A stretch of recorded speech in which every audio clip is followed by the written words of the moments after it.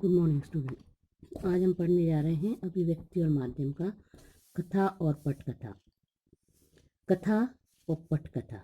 कथा मतलब कहानी, पटकथा मतलब पर्दे पर जो कहानी दिखाई जाए वह कहती है पटकथा। इस प्रकार जो कथा और पटकथा का है, मनोहर श्याम जोशी पटकथा लेखक, पत्रकार और साहित्यकार थे। पटकथा कुछ और नहीं, कैमरे से फिल्म के पर्दे पर दिखाई जाने के लिए लिखी हुई कथा, जो हम हाथ से या कॉपी पर या डायरी पर लिखते हैं वह कथा, या हम पढ़ते हैं कथा, और जब हम आंखों से देखते हैं, पर्दे पर देखते हैं, तो वह है पटकथा। कथा और पटकथा में यही अंतर है। मशहूर साहित्यकार और कई कामयाब टेलीविजन धारावाहिकों के लेखक स्वर्गीय मनोहर श्याम जोशी ने कई उपन्यास आदि के साथ एक महत्वपूर्ण पुस्तक लिखी जिसका शीर्षक है पटकथा लेखन। किसने लिखी है? मनोहर श्याम जोशी ने कई उपन्यास आदि के साथ महत्वपूर्ण पुस्तक लिखी जिसका शीर्षक है पटकथा लेखन एक परिचय। जिसका शीर्षक पटकथा लेखन और एक परिचय। इसी पुस्तक के दूसरे अध्याय का शीर्षक है पटकथा क्या बला है। आपको भी मन में विचार आ रहा होगा कि क्या बला है पटकथा। ये दो शब्दों के मेल से बना है, पट और कथा। कथा का मतलब आप सभी जानते हैं, कहानी, और पट का अर्थ होता है पर्दा, अर्थात ऐसी कथा जो पर्दे पर दिखाई जाए। ऐसी कथा, ऐसी कहानी जो पर्दे पर दिखाई जाए, चाहे वह पर्दा बड़ा हो या छोटा हो, सिनेमा का हो या टेलीविजन का हो, दोनों माध्यम का चल सकता है। जैसे आप देखते हैं इसे कि टेलीविजन दोनों माध्यम के लिए पहले फिल्में, धारावाहिक आदि का मूल आधार पटकथा ही होती है। इसी के अनुसार निर्देशक अपनी शूटिंग की योजना बनाता है, अभिनेताओं को उनकी भूमिका की बारीकी बताता है, उनके संवाद की जानकारी देता है पटकथा में। तो यह यानी पर्दा छोटा भी हो सकता है, बड़ा भी हो सकता है, पर उसमें शूटिंग के लिए तो उनको शूटिंग करना ही पड़ती है, शूटिंग की योजना बनानी पड़ती है, संवाद भी लिखना पड़ते हैं और संवाद बताने भी पड़ते हैं। और कैमरे के पीछे काम करने वाले टेक्नीशियन जो रहते हैं, सहायक, अपने अपने विभागों की महत्वपूर्ण सूचनाएं प्राप्त होती हैं। कथानक तो इसका एक अभिन्न हिस्सा होता है, मतलब पटकथा में कथा एक अभिन्न हिस्सा हो जाता है, ठीक है, कथा एक अलग हिस्सा हो जाता है। पर यह सब कुछ चीजें, मतलब जो टेक्नीशियन, फोटोग्राफर रहते हैं, पर्दे पर काम करने वाले रहते हैं, संयोजक रहते हैं, दाता होते हैं, यह सब कुछ अलग अलग उनकी कार्य, इसमें बहुत सारे लोगों को काम मिलता है। आपने देखा होगा, सिनेमा बनते हैं, पिक्चर बनती हैं और धारावाहिक बनते हैं, इनमें बहुत से लोगों को काम मिलता है, छोटी छोटी भूमिकाएं मिलती हैं पर बहुत से लोगों की भूमिका रहती है, पर जो कहानी रहती है वह सिंपल लिखी जाती है। तो पटकथा में कथानक का एक अभिन्न हिस्सा हो जाता है। किसी भी फिल्म की यूनिट या धारावाहिक बनाने वाली कंपनी को पटकथा तैयार करने के लिए सबसे पहले जो चीज चाहिए वह क्या है? कथा। यानी यदि हमें पर्दे पर कोई पिक्चर बनाना है या धारावाहिक बनाना है तो उसके लिए सबसे पहले हमें क्या चाहिए? कथा चाहिए। कथा ही नहीं हो, पटकथा कैसी बनेगी? अब सवाल यह उठता है कि कथा कहानी तो हमें मिल गई, अब इसके कई स्रोत हो सकते हैं। हमारे स्वयं के साथ या आसपास की जिंदगी में घटी कोई भी घटना हो सकती है, अखबार में छपा हुआ कोई भी समाचार, आपकी कल्पना शक्ति से उपजी कोई भी कहानी, इतिहास के पन्ने से झांकता हुआ कोई भी व्यक्तित्व, कोई भी किस्सा, जैसे शिवाजी महाराज पर, महाराणा प्रताप पर, महारानी लक्ष्मीबाई पर कितनी कहानियां, कितने सीरियल बने, रामायण, महाभारत इस पे भी बने। हाँ, तो इस प्रकार हमारी कभी कभी हमारी कल्पना शक्ति, हमें आसपास की जिंदगी में कोई घटी घटना भी हो सकती, तो यह कहानी हम प्राप्त कर लेते हैं। और मशहूर उपन्यास कहानियों पर फिल्म या सीरियल बनाने की परंपरा काफी पुरानी है। जो मशहूर लोग हैं ना, जैसे क्या बोलते हैं अपने प्रेमचंद के बहुत से उपन्यास, इन पर भी बहुत से सीरियल बने हैं। और शरत चंद्र चट्टोपाध्याय प्रसिद्ध उपन्यास देवदास, जो शरत चंद्र चट्टोपाध्याय के प्रसिद्ध उपन्यास देवदास की हिंदी में 3 बार फिल्में बनी हैं। और मुंशी प्रेमचंद, फरीश्वरा तैनू, धर्मवीर भारती, मनु भंडारी आदि की तमाम रचनाओं को समय समय पर पर्दों पर उतारा गया है। दूरदर्शन तो अक्सर ही साहित्यिक रचनाओं को आधार बनाकर धारावाहिक, टेलीविजन, टेलीफिल्में आदि का निर्माण करता है, क्योंकि वह उनसे ले लेता है, उनकी कहानियां, उपन्यास ले लेता है और फिर वह पटकथा के रूप में, मतलब पर्दे पर उसको, उस कहानी को जो का त्यों तो उतारते हैं, पर कभी कभी थोड़ा सा फेर बदल करके उसमें उसको उतार देते हैं पटकथा में। इस तरीके से आपके विषय की समस्या तो हल हुई। अब मसला उठता है पटकथा लिखने का। इसमें हम सबसे पहले देखेंगे कि पटकथा की रचना ढांचा किस तरह तैयार किया जाता है। पटकथा का जो ढांचा है वह किस प्रकार तैयार, फिल्म या टीवी की पटकथा जैसे नाटक की संरचना बहुत मिलती है।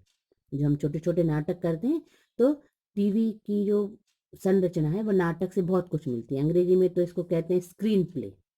नाटक की तरह यहाँ भी पात्र चरित्र होते हैं, नायक प्रतिनायक होते हैं, अलग अलग घटना स्थल होते हैं, दृश्य होते हैं, कहानी की क्रमिक विकास, द्वंद्व, टकराहट, फिर समाधान, यह सब कुछ पटकथा में अवश्य अंग होते हैं। मतलब वहाँ दृश्य दिखाए जाते हैं, स्क्रीन प्ले। कभी पानी का मौसम, कभी गर्मी का मौसम, कभी दौड़ रहा है कोई, भाग रहा है, लड़ रहा है, यह सब कुछ दृश्य दिखाए जाते हैं। पहली चीज है दृश्य की लंबाई। नाटक के दृश्य अक्सर अधिक लंबे होते हैं, जबकि फिल्म में इसकी कोई सीमा नहीं। हर दृश्य किसी नए स्थान पर घटित हो सकता है फिल्म में। इसमें नाटक में जो होता है वह दृश्य बहुत ज्यादा लंबा हो सकता है। इसमें नाटक में आमतौर पर सीमित घटना स्थल होते हैं, जबकि फिल्म में इसकी कोई सीमा नहीं होती। छोटे से जगह पर नाटक होते हैं तो इसकी लंबाई अधिक नहीं हो सकती दृश्य अपनाने की। पर फिल्मों में इसकी कोई सीमा नहीं, हर दृश्य किसी भी नए स्थान पर घटित हो सकता है। इसकी वजह दोनों माध्यमों में मूलभूत अंतर। नाटक एक सजीव कला माध्यम है जहाँ अभिनेता अपने ही जैसे जीवित दर्शकों के सामने अपनी कला को प्रदर्शित है।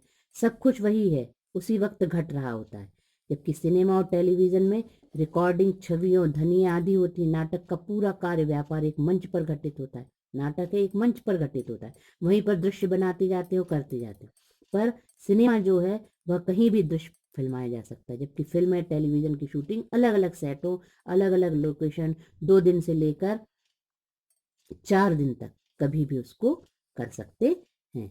तो सीमित नहीं रखना। लेकिन सिनेमा और टेलीविजन में ऐसा कोई बंधन नहीं होता, सीमित जगह नहीं होती। इसमें सीमित जगह होती है काय में, नाटक में। और सबसे बड़ी बात, नाटक की कथा का विकास लीनियर, एक रेखीय होता है जो एक दिशा में आगे बढ़ता है, जबकि सिनेमा में फ्लैशबैक या फ्लैश फॉरवर्ड तकनीक का इस्तेमाल करके आप घटनाक्रम को किसी भी रूप में प्रयुक्त कर सकते हैं। आपने सिनेमा में देखा है, कभी फ्लैशबैक में चले जाते हैं, ठीक है। तो यह तकनीक है, तकनीक के द्वारा होता है। जबकि नाटक में एक ही हिसाब से चलता जाता है, मैंने एक ही लाइन में नाटक प्रस्तुत किया जाता है। पर जबकि सिनेमा और टेलीविजन ये फ्लैशबैक में एक तकनीक के द्वारा चली जाती है, जिसमें आप अतीत में घटी किसी घटना को दिखाते हैं और फिर फ्लैश फॉरवर्ड में आप भविष्य में होने वाली किसी हादसे को पहले दिखा देते हैं। इन दोनों तकनीक हम एक उदाहरण से समझाने की कोशिश कर रहे हैं।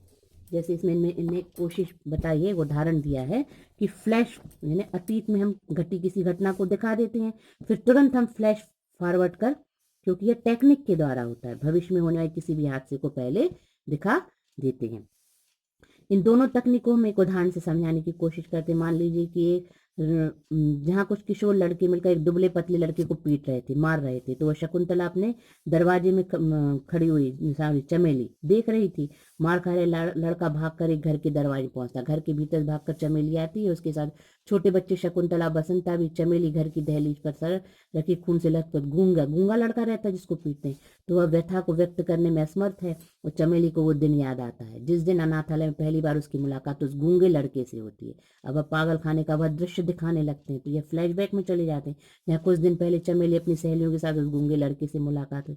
तो यह फ्लैशबैक और फ्लैश फीड फॉरवर्ड, यह सब कुछ सिनेमा में ही दिखाया जा सकता है। ऐसे बहुत से उदाहरण दिए हैं उनने। वो पूरे परिवार पर मोजे में से अंडे के छिलके गिराए, बहुत से उदाहरण दिए हैं। यहाँ एक तथ्य गौर करने लायक है, सॉरी, ये है वर्तमान में अतीत में जाना फ्लैशबैक की तकनीक कहलाता है। फ्लैश फॉरवर्ड समझने के लिए हम मोहन राकेश के नाटक अंडे के छिलके का वह दृश्य लेते हैं। यहाँ शाम के बाजार जाने के बाद बीना घर ठीक ठाक कर रही है और उसे वो मोजा मिलता है जिसमें अंडे के छिलके भरे हुए। वैसे मूल नाटक में कुछ दृश्य इस प्रकार दिखाए गए हैं।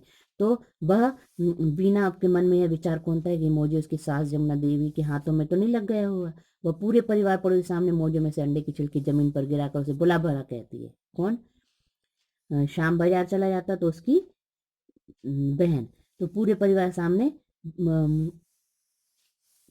बुरा भरा कहती है। हम वापस वर्तमान में फिर आते हैं। बीना अपना संवाद पूरा करती, कितनी बार कहा छिलके मोजे में मत रखा करो, कहीं किसी के हाथ में लग गए तो लेने के देने। तो इस प्रकार पहला और बात का दृश्य दिखाना फ्लैशबैक और फ्लैश फॉरवर्ड।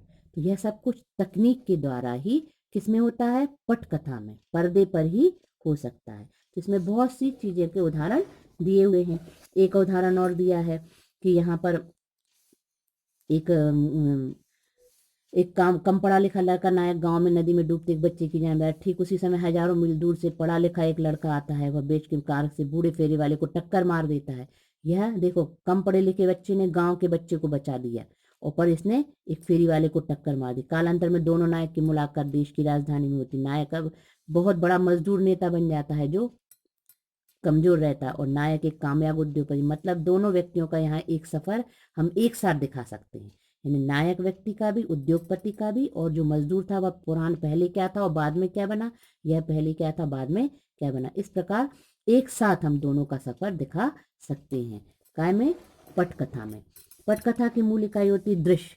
एक स्थान पर एक ही समय लगातार चल रहे कार्य व्यापार के आधार पर तीनों में से किसी भी एक बदलने से दृश्य में बदल जाता है। हम अपने पाठ्यक्रम में से रजनी का उदाहरण लेते हैं। दृश्य एक लीलाबेन नामक महिला के फ्लैट में शुरू होता है। समय शायद दोपहर का, क्योंकि उनका बेटा अमित स्कूल से वापस आने वाला है। दृश्य दो अगले दिन अमित स्कूल के हेडमास्टर के कमरे में, और वक्त फिर देने का है। तो दृश्य हम किसी भी समय दिखा सकते हैं। तो और यदि हमें दोपहर का दिखाना है तो हम किसी भी कमरे में जाकर दोपहर का समय दिखा सकते हैं, रात का समय दिखाना है रात का दिखा सकते हैं। उधर ऐसा दृश्य बना दिया जाता है। दृश्य तीन, उसी दिन रजनी का फ्लैट और वक्त है शाम का। ये सारे अलग अलग लोकेशन पर अलग अलग दृश्य है। तो अलग अलग लोकेशन, समय, दोपहर, शाम, दोपहर, किसी भी समय कोई भी दृश्य दिखाया जा सकता है। मान लीजिए पहले दृश्य में हम देखते हैं कि रजनी और लीलाबेन बातें करते करते रसोई घर में चले जाए। उसके बाद जो समय, कार्य, व्यापार सहित दृश्य संख्या बदल जाती है, क्योंकि घटना स्थल बदल गया है। तो इस प्रकार पटकथा में बहुत सी चीजें हम जोड़ सकते हैं। पर जो कथा होती है, कथा सिर्फ कहानी होती है, और पटकथा करने के लिए बहुत सी चीजों का, बहुत से परेशानियों का सामना करना पड़ता है। और इसमें गौर करने लायक, पटकथा लिखने का विशिष्ट ढंग हमेशा दृश्य संख्या के साथ दृश्य का लोकेशन, घटना स्थल लिखा जा सकता है। कमरा है, पार्क है, रेलवे स्टेशन है, या शेर की गुफा है। उसके बाद लिखा जाता है घटना का समय, दिन, रात, सुबह, शाम। तीसरी जानकारी, इन्हें दृश्य लिखते समय क्या क्या लिखा जाता है। और इस प्रकार पटकथा लिखने का अंतर्राष्ट्रीय स्तर पर स्वीकृति प्रारूप भी होता है। सिनेमा, टेलीविजन कार्यक्रम के निर्माण कई टेक्निकल चीजों का सहारा लेना पड़ता है। पटकथा के शुरू में दिए गए संकेत, film, TV, cameraman, sound recordist, art director, production manager अपने अपने काम में काफी मदद करते हैं, क्योंकि इनमें बहुत सी लोगों को इकट्ठा करना पड़ता है पटकथा में। अब तो खैर कंप्यूटर पे ऐसे सॉफ्टवेयर आ गए हैं कि पटकथा लेखन का प्रारूप बना बनाया होता है। साथ ही साथ वो आपको बता देते हैं, सक्षम होते हैं कि आपकी पटकथा में कहाँ कहाँ गड़बड़ है। अक्सर उस सुधारने की सुझाव भी सॉफ्टवेयर दिया जाता है। तो उसे स्वीकार ना करें, आपकी सूझबूझ और इच्छा पर निर्भर करता है। तो इस प्रकार आज के जमाने में कंप्यूटर के द्वारा, सॉफ्टवेयर के द्वारा बहुत सी पटकथाएं वहीं के वहीं मिल जाती हैं, और वहीं कहीं वहीं उसमें सुधार भी हो जाता है। जो भी गड़बड़ है वो सुधार हो जाता है। पहले के लोगों को पटकथा करने में बहुत टाइम लगता था। जैसे आपकी चैप्टर में है अप्पू के साथ 2.5 साल, उनको अप्पू के साथ 2.5 साल लगे थे वह चीज करने में, क्योंकि वो जहां जहां जाते थे, पैसे भी नहीं रहते थे उनके पास। वो जहां जहां जाते थे तो वहां एक 15 मिनट का शॉट लिया, और फिर थोड़े दिन बाद उनके पास पैसा खत्म हो गया, बच्चा वहां हो गया, तो वो बाहर चले जाते, देखा तो वो जो जहां पर उन्होंने सीन लिया था वह सीन गायब हो गया। तो इस प्रकार उनको बहुत समस्याएं आती थी। पर आज के ज़माने में सब कुछ कंप्यूटर के द्वारा होने के कारण यह समस्याएं खत्म हो गई हैं। तो पटकथा लिखते समय हमें किन किन बातों का ध्यान रखा जाना चाहिए। पटकथा में फ्लैशबैक होता है, और क्या कहते हैं, फ्लैशबैक होने के साथ साथ फ्लैश फॉरवर्ड, मतलब पहले का भी दिखा देते हैं, बाद का भी दिखा देते हैं। तो एक दृश्य 2 बार, इन्हें दोनों दोनों, जैसे इसमें बताया था ना, एक नायक उद्योगपति और एक नायक मजदूर नेता, तो दोनों का सफर था उनमें। पटकथा में दोनों सफर एक साथ दिखाए जा सकते हैं, दिखाए जा रहे थे, पर कहानी में ऐसा नहीं हो सकता। तो आपको यह सब कुछ समझ में आ गया होगा कि कहानी और पटकथा क्या है। Thank you.